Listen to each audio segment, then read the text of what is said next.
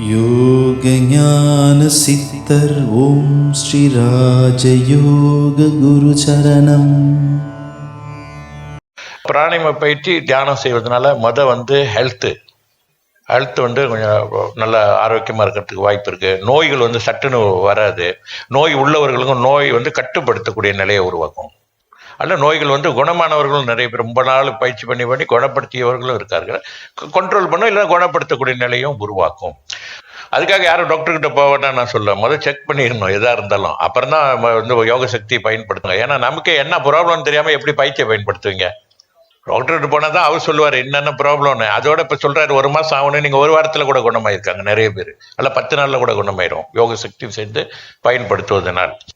அதனால அது பார்த்துக்கணும். அதனால தியானம் செய்வதனால உடல் சம்பந்தமாக நமக்கு ஆரோக்கியம். அடுத்த நிலை வாழ்க்கையில் வெற்றிகள் கொடுக்கும். சித்திகள் வாழ்க்கையில் காரிய சித்திகளை உருவாக்கும். நம்ம செய்யக்கூடிய காரியங்கள்லாம் வெற்றி அடையக்கூடிய நிலையை இறைவன் ஏற்படுத்தி கொடுப்பார். யோக சக்தி என்பது இறை சக்தி தான். அதனால அது வெற்றிகளை தேடி கொடுக்கும். யோக ஞான சித்தர் ஓம் ஸ்ரீ ராஜயோக குரு சரணம்.